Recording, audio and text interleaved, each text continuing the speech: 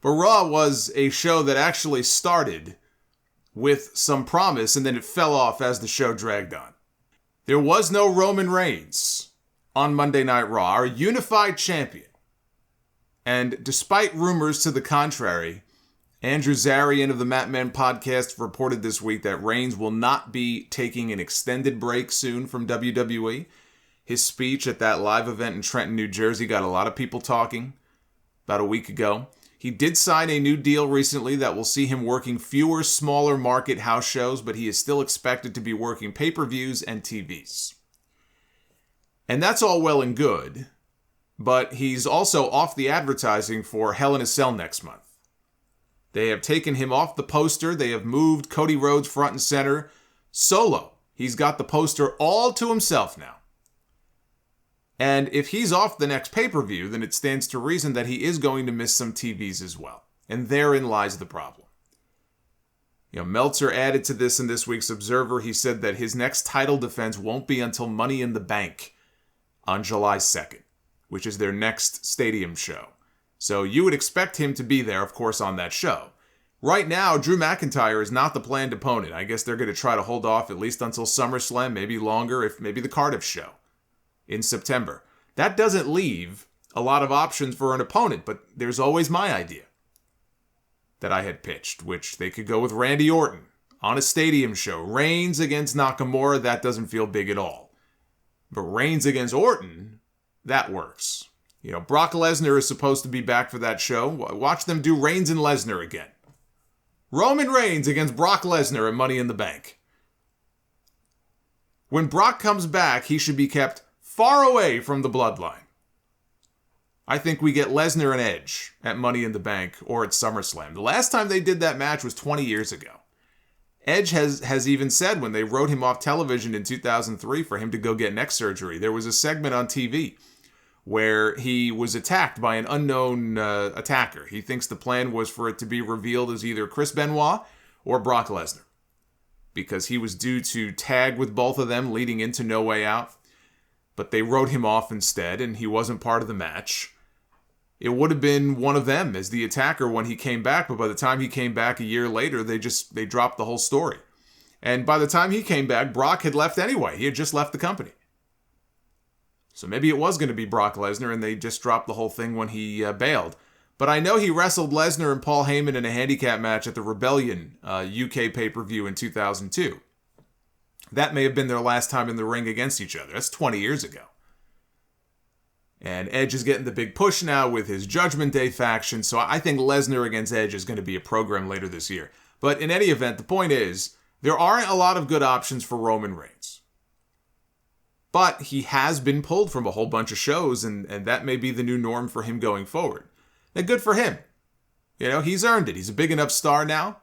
He's had health issues in the past. He's getting older. I know he's got aspirations to do movies, as they all do, right? We saw Rock do it. John Cena's done it. Others have tried. They failed. I think Roman will do well in Hollywood, but he's not there yet. But the point is, if he can get himself a better deal where he doesn't have to work as many dates, again, especially with his health history, then more power to him. Good for him. I try to do the same thing. But I was in favor of unifying the titles. You guys know that. And I'm still in favor of the concept of having one world champion that can work both brands. But to unify the titles and put them on someone who is going to be making fewer appearances is insane. This is not something that they were blindsided by. They had to know either he had just signed a new deal and was working fewer dates, or they were negotiating on a new deal where he would work fewer dates, and they still put both titles on him. If that's the case, then they may as well just split the titles this summer and go back to business as usual. There is a way to make one unified champion work, even with two brands. This is not the way. So now you're going to have people say, oh, you see, Solomonster, you were wrong. You're going back on what you said you wanted. It's the self-fulfilling prophecy deal. We'll screw it up. We'll screw it up ourselves, and when it doesn't work, we can say, see, we told you it wouldn't work. We told you we need two champions. And then they can go back to the way things were before. One good thing that could come out of not having the top title around as much, or the top champion around as much, we saw this when Brock Lesnar had the title years ago. It might just force them to place a greater emphasis on their other titles, whether it be the women's title or the secondary titles, for the men. Seth Rollins had a nice little run with his Intercontinental title defenses on TV a few years ago. I remember him headlining Raw many times with those IC title defenses. The title may not mean as much anymore when it comes to live event business, which, I read that, and Meltzer's not the only one I've seen say that, and I guess the numbers support it. When you have a big enough name or a big enough attraction on the card, or maybe now they finally got to a place where they always wanted to be. It's the brand. WWE comes to town, and they're going to sell the same 6,000 or 7,000 tickets that they would whether or not there's a world title defense in the main event. That makes me sad.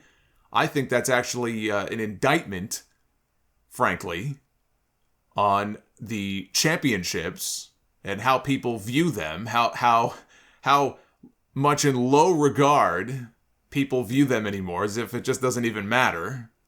And when your titles don't matter, then what's the fucking point? What are you fighting for? Evidently, they don't mean as much. I guess business on a lot of these live events, whether there's a champion title defense in the main event, apparently it makes no difference anymore. That's sad. That's very sad. But if Roman Reigns is going to be missing a lot of these shows, then it's time to either get the titles off of him or split them again. It's not what I want, but it would have been nice to know his schedule was being reduced before they went and gave him another title on top of the one that he already had. So after baiting people into thinking that they were doing a winner-take-all unification stip for the tag team titles at WrestleMania Backlash, and then backing out of it, Randy Orton and Matt Riddle were on TV the next night, once again bringing up wanting to do a unification. Meltzer said that they would be doing the match with RK Bro and the Usos, but as of right now, they are not planning on actually unifying the tag team titles. And as we saw on Friday, the match is now official for SmackDown this week. There will be a match between RK Bro and the Usos, but I can tell you right now, there will be no unification on SmackDown this Friday. They have a pay-per-view in 3 weeks with no world champion on the show. The second straight pay-per-view with no world title match. If they are going to unify those belts, it would be there. It would not be on a random episode of SmackDown. There will be some kind of a fluky finish. Roman Reigns maybe will get involved for the DQ, and then they can run it back a second time, but this time they could do it inside the cell. Yeah, I was going to say, inside the cell, they have to give us a winner, right? They have no choice. There can't be any shenanigans inside the cell. Then I said, hey, dipshit, have you forgotten? Do you have a short memory? We had back-to-back years of main events inside the cell that ended with screwy finishes that gave us no winner. So that is no longer true. I can't even say that anymore about Hell in a Cell. At least in Hell in a Cell, you know you're going to get a winner. No, you're not. Hasn't stopped them before. But if they do it inside the cell, I do think the Usos unified those titles there. They do not do it on Friday. Otherwise, look, if they're not actually planning on unifying them at all, then what the fuck is the point of this? Why even bother doing the match? There's no point. Just don't do it. You already announced the match and took it away. Now you're going to announce the match again and not give us a finish. At some point, they have to unify those titles if they're going to keep promising this to people, and they're going to advertise the match.